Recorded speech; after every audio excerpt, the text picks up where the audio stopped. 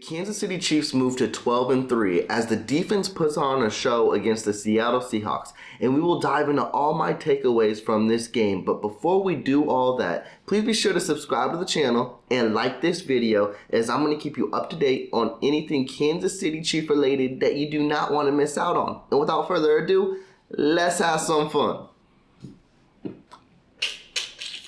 The Kansas City Chiefs gave all of Chiefs Kingdom an early Christmas gift yesterday as they defeat the Seattle Seahawks by the final score of 24-10, and they actually covered the spread, and that was very surprising to a lot of us because if you go through prior weeks, they were very close games, nail-biters against teams who didn't have the best of records, but they are still NFL teams and they will still put up a fight. And going into this game against the Seattle Seahawks have a lot of fight. They are fighting for their playoff lives, and we would all think it would have been a more competitive game, and not to say it wasn't, because it very much was so. But the Kansas City Chiefs defense came out and put on a show for a full 4 quarters. Well, for at least what Fox let me see, because after Fox took the game off TV, the Seattle Seahawks scored a touchdown. But what I saw, they put on a show throughout the whole game. Was there inconsistencies? Yeah, definitely in the second half. Seattle Seahawks run game got going and Kim Walker did his thing, and that's because the Seattle Seahawks focused on that.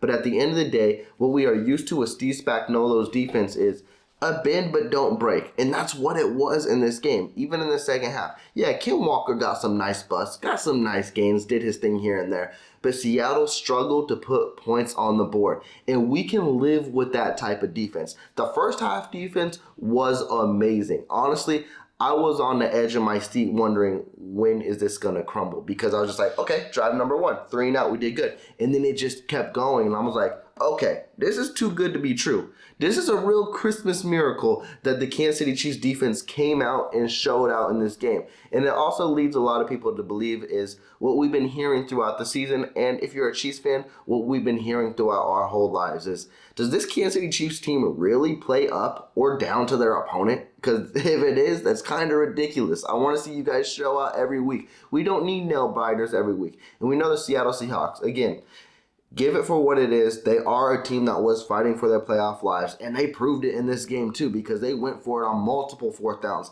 and Kansas City Chiefs stopped them on all those 4th downs. They were going to give everything it took to win this game. And Gino, he was a game manager, but at the end of the day, Kansas City knew what they had to do on defense to stop that, and I think what got Seattle in more of a bind early on is, I don't want to say they didn't focus on the run, because they did, and they still gave Walker his carries, but the Kansas City Chiefs run defense was shut down. They were not letting Walker get anything in the first half, and that basically detoured everything the Seattle Seahawks wanted to do on offense, because we know they were already missing weapons with the Tyler Lockett, and then Goodwin did get hurt, but he came back, so your main option was DK Metcalf. And Metcalf got his yardage here and there because he is a big physical receiver, and you're not going to shut him down every play, but he did his thing. But at the end of the day, he didn't torch the Kansas City Chiefs by any means, and that was good to see. I even think in the red zone, too, where on one of those drives, I can't remember what series it was, but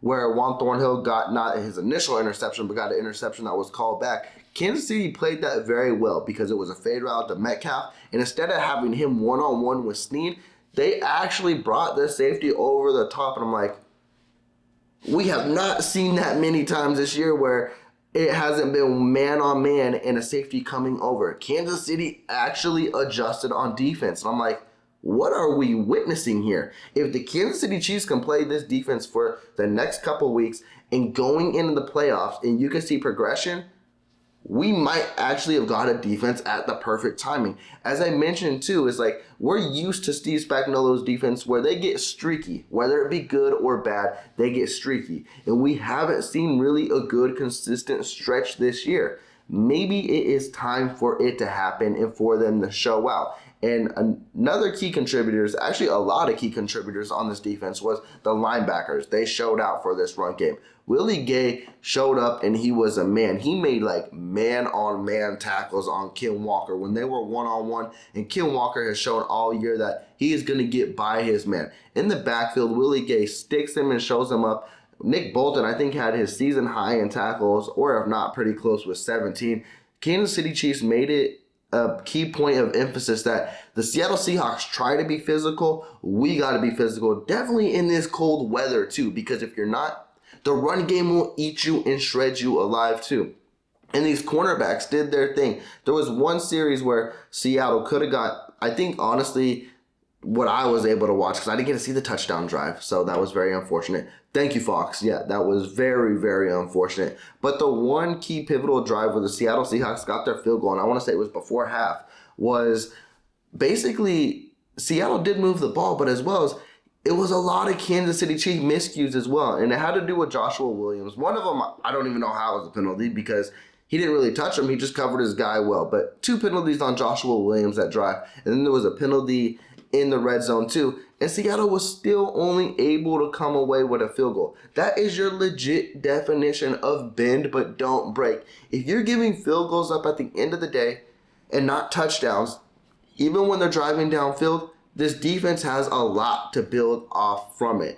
And the defensive line looked good. Yeah, they didn't get many sacks. I want to say maybe they got 1 or 2, but they caused pressure. They made Geno feel uncomfortable. And that's what you got to do at the end of the day. Because if you let a game manager stay in the pocket, that's what they do best. They will dink and dunk, pick, and move down the field. You got to make sure that first read isn't there, because with the game manager, when that first or second read isn't there, it's, what do we do now? And we saw that a lot with Geno Smith yesterday, where he was running backwards 20 yards when he didn't need to be, and he's throwing it, trying to make sure it gets back to the line of scrimmage for not an intentional grounding. This defense played really well. Even the secondary, Juan Thornhill, he did end up with the interception, which is good for him. I swear, Juan Thornhill, again, we all know he has the greatest of a potential and could be a great safety. But this year, I feel like he's had a lot of interceptions called back. He could have had 2 interceptions today. But very unfortunate that he didn't. But he ended up coming down with 1. And also, too, even though there was a penalty on the play on the first interception, people were like, well, he was out of bounds because he was on Metcalf. But we didn't review it too much, but I swear his feet were still in bounds. But that's neither here nor there because it didn't count, obviously. But these dudes came to play. Trent McDuffie did his thing. I think he was only targeted like twice and gave up 1 catch. I'll have to look at the stats when those come in as well. Snead, I think he might have been your most inconsistent play, but at the end of the day, he still played very well. Just off of my eyes, I'm not going off of any stats because I haven't looked at any. This is a reaction. This is where we have fun and we go crazy. But I'm just very excited to see the defense really do their thing because this might have been the first game this year where the defense played a full 4 quarters of consistently good football. And that was something exciting to see. Like I mentioned at the beginning of the game, I was like, there's got to be a point where they just break. And they didn't. And you can have a testament to the defense or the Seattle Seahawks offense because a lot of people will say Seahawks have been on offense not as good for the last 4 weeks. And yeah, so what? But at the end of the day, they couldn't do it against the Texans. They didn't do it against another Broncos offense that also struggled too. I don't care who you do it against. We just need to see some steps and progressions and strides to be a really good football team. Now we're going to transition to the offensive side of the ball where that was where it wasn't really good and very inconsistent at best. Now, at the end of the day, Mahomes' numbers was over 225 yards and 3 total touchdowns with a magnificent, an MVP-like run where he basically kept one hand in bounds, stretched that ball, gave it a nice little love tap, and that pylon just goes down. And that, it may not look like a touchdown to a lot, but it doesn't matter where you hit the pylon. If you are in bounds and that ball hits it, it's a touchdown. And it was a beautiful play. Nothing too crazy, but it just shows you that athleticism of your MVP. He is a crazy dude. And honestly, again, inconsistent for most of the game. I don't know if I can blame it on what the Seattle Seahawks did on defense because I'll have to go back and look at it. I don't know if it was nothing too crazy. Or if it's just the cold weather. I know that ball gets harder, and I know it's very uncomfortable to play in, and it was nothing like we're used to seeing from this Kansas City Chiefs offense, and they didn't get it clicking till when it mattered, when they needed to put this game away and get that last final touchdown, and who other to get it going than the GOAT himself, Travis Kelce. He was accumulating his yards, and he was going crazy. He had 2 very long catches, and that basically sealed that drive. Very, very great drive. Other key standouts in this game, Jerick McKinnon. He is going to be so pivotal moving forward in this playoff stretch. Him and Isaiah Pacheco, which Isaiah Pacheco, he even had a good game as well. He had a great catch where, again, this kid who we talked about his vision all off season, you could tell he has been practicing that and been patient more and more. And that catch really showed it, where he was just on the sideline and he followed Creed Humphrey until he had to accelerate and go. Isaiah Pacheco, he is going to be a threat in this offense for years to come. But going back to Jerick McKinnon, I really, really wish this dude was not 30 years old. I wish he was 24. If you had Isaiah Pacheco and Jerick McKinnon at such young ages, you got this offense set for years to come. But with all that being said, sign that man, Jerick McKinnon. And I do not know what it is about the month of December or January, but he is always ready for playoff football. He gets quiet throughout most of the year, but when it's December and those temperatures come down, he is ready to play. And like I said, like all the Chiefs Kingdom knows and what we preach, and the Kansas City Chiefs didn't do it early too, was Reed, please run the ball. Like, I think their first 7 of 8 plays was like, one was a run and all was strictly pass. I know you got the MVP. I know you got the best quarterback to ever play this game. But to make him better, you got to take the weight off his shoulders. You got 2 legitimate running backs. Run the football and go bananas, go berserk. Definitely in weather like this. Pacheco was on pace to probably get over 100 yards in this game, but we didn't focus on him that much. And maybe if you do, he could show out. Now again, I am going to give a testament to the Seattle Seahawks defense, because it wasn't like against the Texans or the Broncos. There just wasn't holes that were there. And I don't know if that's the O-line or the defense, but Pacheco actually had to fight for a lot of those yards, and so did Jerick McKinnon. So I can see maybe that being a reason to abandon the run game, but I think it's inexcusable, definitely in this type of weather too. And another thing I'm going to focus on too, which is kind of gut-wrenching and kind of really bothering me at this point, is Justin Watson is a wide receiver number 5 or a wide receiver at number 6 at best. He can get plays here and there. But yesterday, thank you, it wasn't in a much critical situation, or this game was not much tighter. Why is Sky Moore not getting these targets?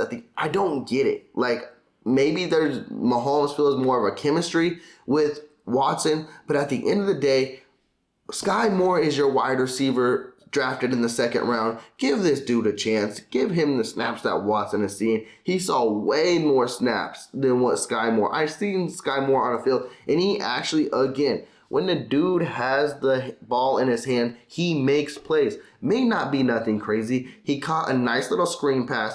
3 dudes were draping him. He literally took a step back, accelerated, and got like 4 or 5 yards. Again, nothing crazy, but he shows he has the athleticism. I want to see the ball in his hands more and see what he can do. And focusing on these wide receivers, it is great to have Kadarius Toney back, because what we struggled in early this season when both him and McCole got injured was, damn, our red zone efficiency dropped off immensely. And then what do you see? A nice little shovel pass to Kadarius Toney. He bobbled it, but then again, he swerved, made his way into the end zone. We definitely missed that from McCole. And then also, now you have Kadarius Toney on this team. This red zone efficiency should get much and much better. I expect McCole to be eased into the lineup against the Broncos next week and then be full throttle in this playoff stretch.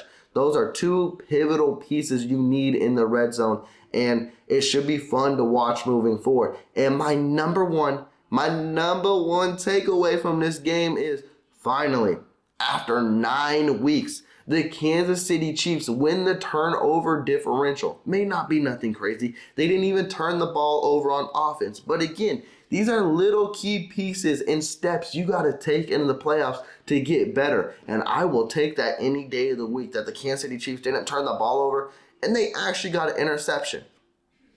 We've been waiting for that. Like, it's nothing crazy. It's nothing too, like, exhilarating, but they did it. And let's see what they can build on against Denver. Because Denver, they got a really good defense. We saw it a couple weeks ago. They are a turnover machine, and they will get after the quarterback. If they can do that again next week, we might have something moving forward.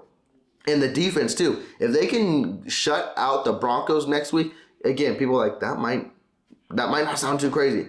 We gave up 28 points to the Broncos. Do not let that happen again. If they can show out again, we might have a defense going into the playoffs. Again, a lot of Chiefs Kingdom's going to look at this game and be like, this wasn't really that great of a game to look at. The offense was nothing. They didn't look good whatsoever. Yeah, you might be, because I get it. Offense what does that say? Offense sells the tickets, puts asses in the seats. I get it. But defense wins championships. And if you didn't focus on this defense in this game, then you missed a lot, because there was a lot to be watched in this game, and it was very exciting football. I expect the offense to bounce back, and we might see a little bit of it next week. I don't think nothing too crazy, because I'm not going to slight the Broncos whatsoever. You shouldn't. That defense is legit. But Mahomes will make plays, and he will be back to playoff MVP caliber. Shit, he already showed a little slide of it yesterday too as well. So don't stress on it too much. Don't think this was not a good game, because it most definitely was. But with that, Chiefs Kingdom, I am going to sign out. I do want to wish everyone a happy holidays and a Merry Christmas. And thanks for putting up with this crazy hat for the last, 12 to 14 minutes. I know it was probably on y'all eyes and hard to focus on this video. But hey, you gotta be festive for the holidays. I do appreciate y'all checking in with me on Christmas. I know you all spending time with your families. Enjoy this weekend, have fun. But please be sure to subscribe to the channel. If you like this video, give me that big thumbs up. With that, I'm taking out. Y'all take care. Peace.